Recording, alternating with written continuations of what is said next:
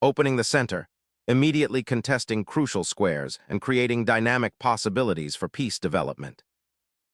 Embracing asymmetry, black immediately stakes a claim in the center, preparing counterplay on the queen side. Securing central influence and preparing d4 opens aggressive options against the Sicilian. Securing the central pawn, this establishes the characteristic Sicilian structure and prepares for eventual queenside expansion. A bold check forces black to commit their king's pawn or move the king, potentially disrupting their development. Shielding the d-pawn from the bishop's gaze, black prepares for a flexible setup, keeping options open for piece development and pawn structure. Securing the king's safety allows white to consolidate his developing pieces for a potential kingside attack. Provoking the bishop immediately is a common plan in this opening to gain space and tempo. Retreating the bishop to d3 allows for a more robust pawn structure and better control of the central light squares, subtly preparing for kingside expansion. Expanding queenside ambition, this pawn push seeks to gain space and potentially disrupt white's bishop, but it opens avenues for counterplay and can weaken the pawn structure if not supported. Unleashing a pawn storm to challenge black's queenside ambitions, this move immediately creates a fascinating tension, aiming to pry open lines on the queenside before black can solidify their structure and potentially gain space. Unleashing a daring pawn thrust, black immediately challenges white's central pawn chain, aiming to disrupt its structural integrity and seize more breathing room on the queenside. This aggressive pawn advance is a hallmark of sharp Sicilian variations, forcing white to confront the unleashed tension or suffer positional concessions. Initiating pawn expansion on the queenside, white immediately challenges black's advancing pawns and seeks to disrupt their structural integrity, creating a dynamic imbalance on the board. Opening up lines for the bishop and solidifying queenside pawn structure is a key aim here, though it slightly concedes space and allows white a potential queenside initiative. The dark-squared bishop finds a more active diagonal, aiming at white's center. Clearing the central files opens avenues for queen and rook activity, aiming to exploit the pawn structure's imbalance. Breaking open the queenside with that pawn capture immediately activates your bishop on b7, pointing it directly towards the center, and crucially, it liberates the c-file for future piece activity, potentially creating a valuable open avenue. Re-establishing diagonal influence, the bishop repositions to eye the central squares and prepare for potential pawn pushes, while simultaneously ensuring it's not passively trapped by black's queenside expansion. Developing the knight towards the center prepares to contest white's central pawn majority and offers a flexible platform for further piece activity, potentially eyeing f6 or even a d5 push later. Refocusing the pressure on the queenside pawn chain, the rook now aims to bolster the central pawn structure and potentially assist in challenging black's advanced b-pawn, preparing for a potential kingside initiative or further queenside advances. Seizing central space with that pawn thrust immediately challenges white's queenside expansion, aiming to disrupt the coordinated piece play and open lines for black's forces. Unleashing central pressure, d4 immediately challenges black's pawn chain, aiming to disrupt its solidarity and create active play for white's pieces. This ambitious pawn thrust forces a confrontation, potentially opening lines for attack or facilitating a positional squeeze if black is unable to defend effectively. The immediate consequence is a tightening of the board, forcing both sides to carefully consider their pawn structure and piece placement in the ensuing complications. Unlocking the central pawn chain's potential, black repositions the bishop to a more dynamic square, eyeing the queenside expansion and reinforcing the d5 square against white's imposing e4 pawn, while preparing for potential kingside castling. Consolidating the pawn structure along the queenside aims to restrict black's queenside expansion, but it also subtly weakens the light squares, potentially creating targets for future black operations around the d5 square. Securing the king behind a pawn shield, black prioritizes immediate safety, an understandable choice given the encroaching white central pawns and the open files that could potentially materialize. This maneuver brings the king out of the dangerous center and out of reach of early checks, allowing black to regroup and continue developing their pieces with a clear conscience regarding their monarch's well-being. Re-establishing the bishop's presence on the long diagonal, a subtle but crucial shift in the queenside's spatial dynamics. The bishop's retreat to b2 might seem passive after its earlier excursion, but it strategically redeploys to exert influence over the queenside pawn structure and potentially reinforce the center. Consider how this maneuver aims to indirectly support the central pawn thrust d4, making it harder for black to break it down with moves like f5. It also prepares for potential future piece activity along the b2 g7 diagonal should the opportunity arise. This isn't about immediate aggression, but about building a solid positional foundation, allowing white to respond flexibly to black's developing plans. The piece's new station also guards against any sneaky knight outpost possibilities on c4 for black. Unfurling the queen to c7 initiates a strategic repositioning, eyeing the central d4 pawn and potentially preparing a kingside advance later, while simultaneously reinforcing the knight on d7, though this posture creates some slight congestion in black's pawn structure.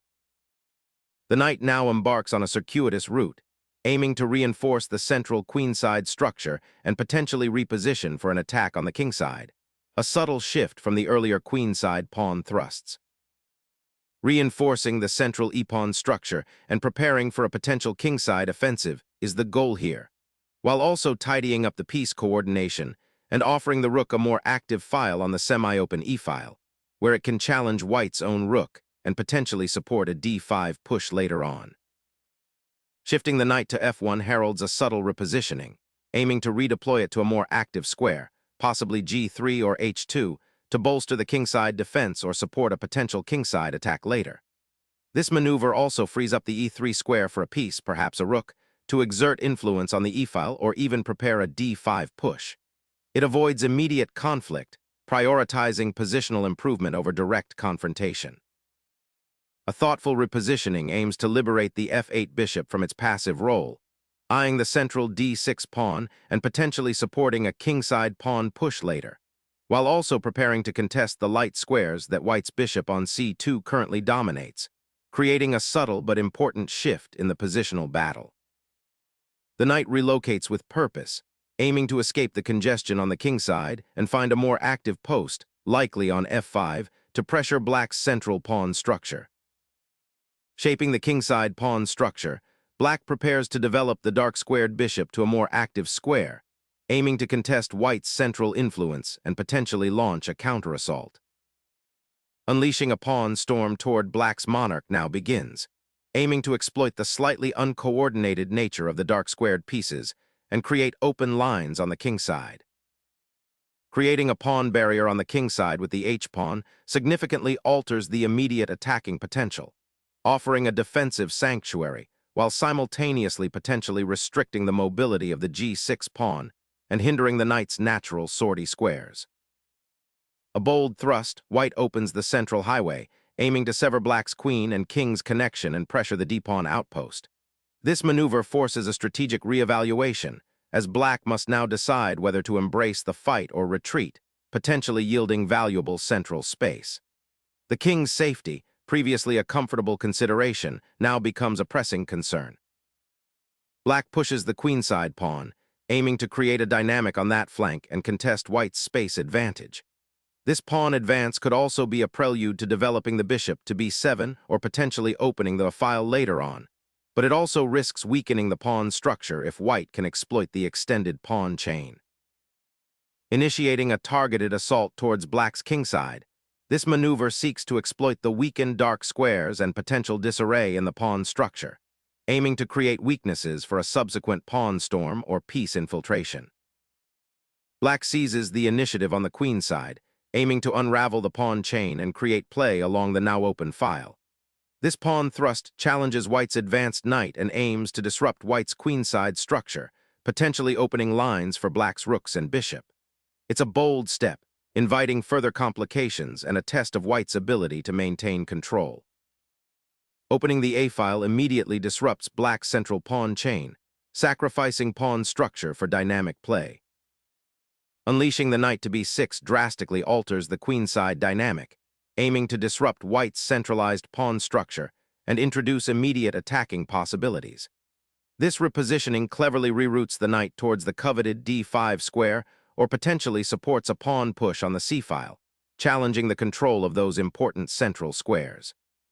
The knight's presence on b6 also creates potential forks and tactical threats that white must now meticulously calculate, forcing a change in white's planned queenside expansion.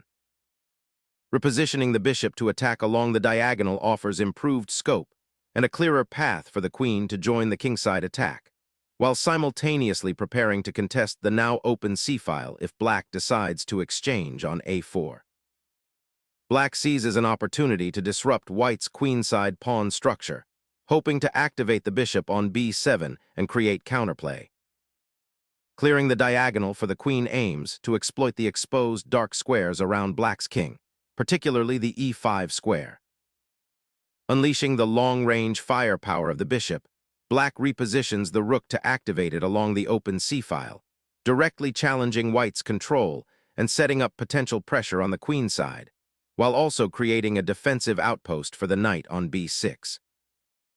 Asserting dominion over the open c-file becomes paramount, preventing black from consolidating their newly acquired pawn majority and potential piece activity along that vital corridor.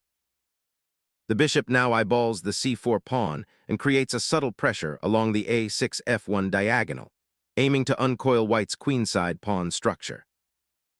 Retreating the bishop to the edge of the board asterisk seems passive, but it safeguards the piece from the queenside pawns and prepares for a more active deployment on the queenside, potentially supporting an advance or rerouting to a more central square once the d-pawn push is completed. This creates a waiting game, allowing white to observe black's intentions before committing further. Unleashing the queen to target white's central pawn chain, this maneuver aims to exploit the potential weakness created by the doubled pawns on the queenside and the slightly misplaced knight on g3. The knight's return to f1 signals a subtle repositioning, aiming to reinforce the kingside and potentially prepare a central thrust or a sortie down the h-file, as white aims to consolidate after the tactical skirmishes and regain a more stable pawn structure, all while keeping an eye on black's increasingly active queenside pieces. Unleashing a knight to the center, the attacker aims to disrupt white's seemingly solid pawn structure and potentially create entry points towards the king. Unleashing a powerful tempo, that queen swing disrupts black's coordinated battery and simultaneously targets the vulnerable pawn, aiming to crack open lines before the black king can find complete safety. Harnessing the newfound outpost for the knight on a5, black aims to disrupt white's queenside structure, threatening to pry open the b-file and exert pressure on the isolated c4 pawn. This maneuver signals a shift in black's focus, moving away from the central pawn battle and toward creating imbalances on the periphery. The knight's repositioning also subtly prepares for potential exchanges or a swift redeployment to support an advance on the kingside. Initiating a bold repositioning of the knight, nh abandons the cramped queenside and eyeballing the kingside's central influence, setting the stage for a potential flank attack or a more active role in the approaching tactical skirmishes by aiming for f4 or g5. A daring repositioning, aiming to activate the bishop and potentially create future attacking chances on the kingside, though it does temporarily abandon the defense of the b4 pawn and opens up a diagonal for white's queen. Opening the central files with this exchange is a decisive step, potentially unlocking avenues for attack and disrupting black's queenside structure. The immediate capture on c8, forcing the bishop's retreat, forces a reevaluation of black's defensive setup, especially considering the lingering pressure along the open c-file. By removing the defender of the d6 pawn, this capture aims to create weaknesses in black's pawn chain and open lines towards the king.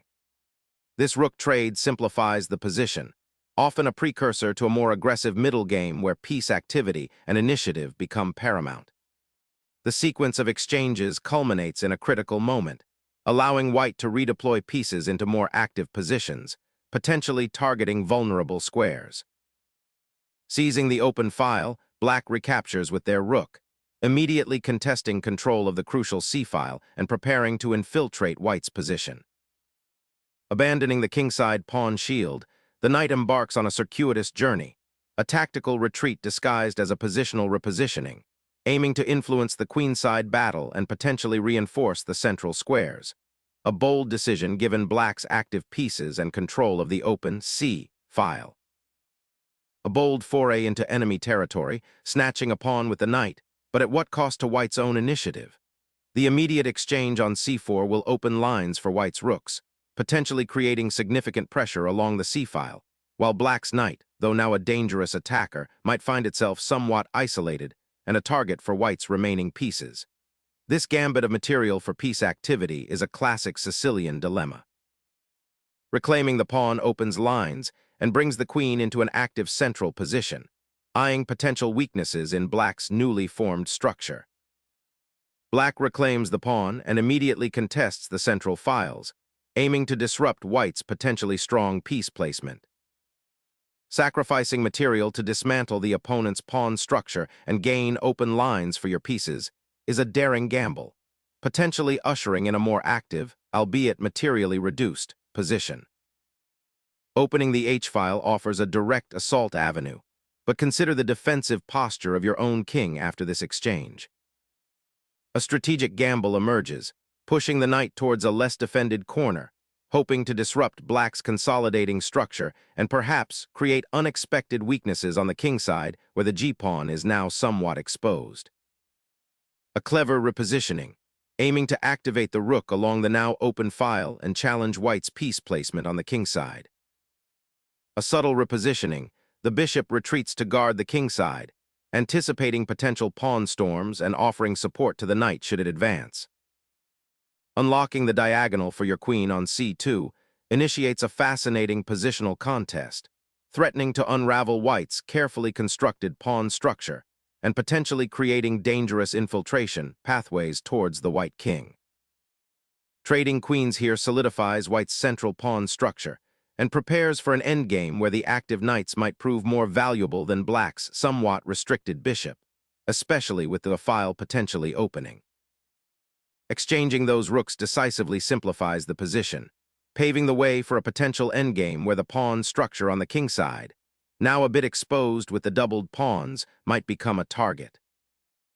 Refocusing attention to the queen side, the rook now eyes the open B file, preparing to contest its occupation and potentially exert pressure against black's isolated pawn structure. Introducing the bishop to d3, black aims to reposition this piece to a more active square and potentially challenge white's control of the central dark squares, creating an opportunity for counterplay as the game transitions towards a more open structure. Reclaiming the open D file aims to solidify white's central presence, potentially preparing to challenge black's rook activity or exploit the weakened pawn structure. Black seeks to regroup the bishop, aiming to dislodge white's rook from the now open 7th rank and potentially exploit the slightly misplaced white king. Relocating the rook to the B file now contests control of that open corridor, preparing to challenge black's imposing rook that has already established a strong presence there. The pawn push creates a necessary breathing space, preventing the knight from being trapped on the king side and offering a potential escape route should the queen side structure crumble under pressure. The knight, suddenly unburdened from defending the queen side, now surges towards the king side, aiming to exploit the weakened pawn structure and create attacking chances against black's somewhat exposed monarch. Recentralizing the bishop to d3 offers a more active post, aiming to disrupt white's consolidating pieces and potentially prepare a kingside pawn advance or bolster the queenside defense. Initiating a recapture on the d3 square, this choice reflects a pragmatic decision to reclaim material and re-establish a pawn structure, even if it means sacrificing dynamic potential for stability. The long-term consequences of this pawn exchange will hinge on whether white can leverage the open d-file and coordinate their pieces effectively, or if black's well-placed bishop and active rook can exploit the potential weaknesses around white's monarch. Capturing the pawn on e4 introduces a flurry of tactical exchanges, potentially simplifying the position into a more open endgame where black's active pieces might find more scope. Recapturing the bishop on a1 re-establishes a defensive structure, but crucially, It allows black to solidify their control over the now open diagonal leading towards white's vulnerable king. A desperate gamble to create attacking chances by throwing the king's defense to the winds, hoping to overwhelm white's more solid setup. Securing the queenside now is paramount. This pawn push aims to restrict black's bishop and potentially create a passed pawn if it can advance further. Sacrificing the rook to activate the bishop and force an endgame where black's king might become exposed seems like a desperate gamble, but it could also be a clever way to disrupt white's currently solid structure and create new, unexpected weaknesses.